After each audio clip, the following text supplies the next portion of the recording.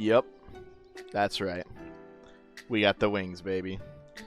It's been a minute since the end of Shiny War, and now that the dust has settled, all I can say is I'm so happy to have these wings. For those out of the loop, we got second place in a 2-month-long shiny hunting event from mid-July to mid-September.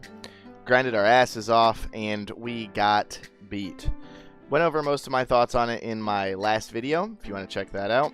Originally, the second place prize was going to be 500 RP. It felt like a slap in the face for the thousands of collective hours our team had spent hunting over those 2 months. But this is something special. You know, this is what we were playing for. Now that it's all over and the sting of losing has worn off, I wanted to talk to everyone about some theories we had as a team. We got pretty intensely unlucky for Shiny War, and we have a reason to believe it wasn't just bad luck. I want to go over some of those theories to help you guys avoid any potential shiny locking that could happen to you. Firstly, what do I mean by theories? Right? Are we just crying because we got unlucky? Was it a skill issue? Are we washed? Well, linked in the description is a post from our team leader Nuzlocke. It's a fantastic write-up on our team statistics that I really think you should give a read. Our hardest grinders got disproportionately unlucky compared to those who couldn't play as much, and through a lot of statistics and numbers, not just feelings, we believe that there is some form of shiny luck in the game when you play too much. I know that's not a very descriptive term, but we don't have a way of testing exactly what does and doesn't shiny lock you. Our current running theory is that playing long sessions, 14 to 17 hours in a row for multiple days, will flag your account in some way, and you will be unable to hit shinies until you take a short break from the game where that flag is removed and your rate goes back to the standard 1 in 30k.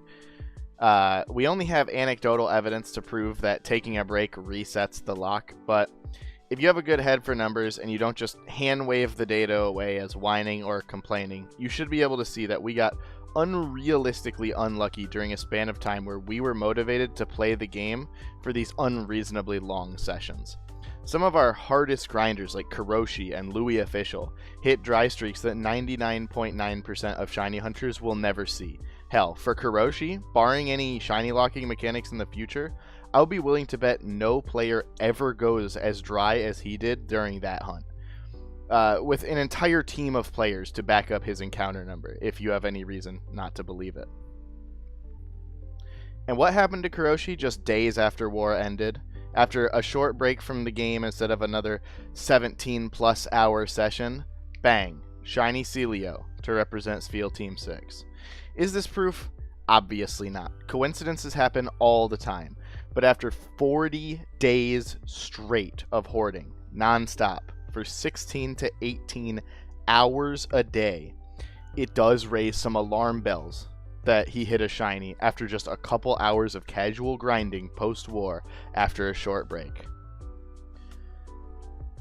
I'd really like some clarification on this topic from the developers themselves.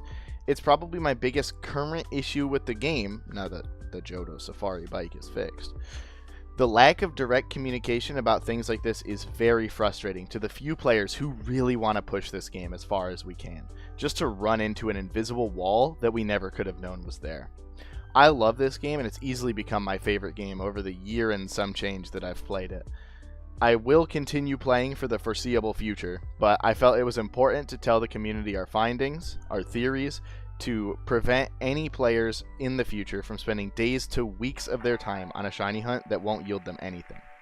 Deeply passionate players like streamer and YouTuber Minish have had periods where they easily pass the 12-hour mark every day for days to sometimes weeks on end. And coincidentally, these players happen to be the least lucky, known for long dry streaks.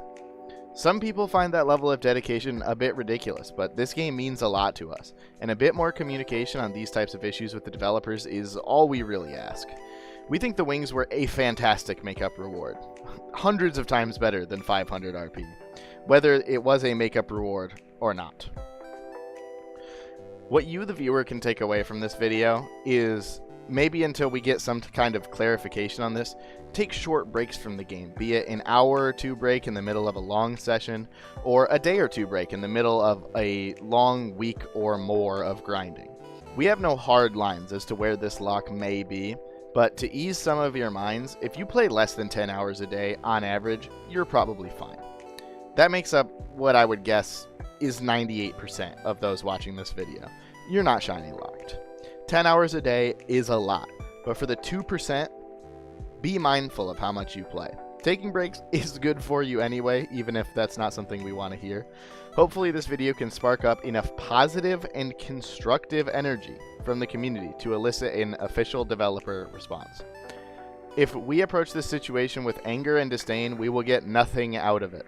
We, the community, have to find a way to critique this game without the vitriol and mockery that tends to pop up every time something doesn't go our way. I don't have a proper conclusion to this video, okay? I love my new wings, and I was very torn about how to feel about them. When I saw the item names in the strings, some of us thought maybe it's heading our way, but we also assumed it would come with a statement from the staff about why we were receiving them, and how our Shiny War loss may have not been just getting outgrinded or outlucked, but that something extracurricular was potentially happening. ETG was playing the same game as us, under the same rules at the same time. Their win was legitimate, we don't deny that. But it's hard to truly accept defeat when we're uncertain if they ran into the same barriers that we think we have. On an unrelated note, I've been loving the Halloween event. I've done an absolute ton of raids and I plan on making some guide content around them, potentially with some special guests. Let me know down in the comments your thoughts about both the topics of this video and maybe some of your questions and concerns you may have about the Halloween raids or preparation for future raids. Also on the docket is an update to my egg creation guide. My excuse as to why it's not out yet is I need to experiment and practice more when it comes to egging. I'm not going to put out a half-baked guide for the sake of views. I want to thoroughly learn and hopefully master the new egg creation and hatching process so that I can share my findings with you guys and we can hit those sick, rare shinies together. Have a great day, everybody. I will see you soon.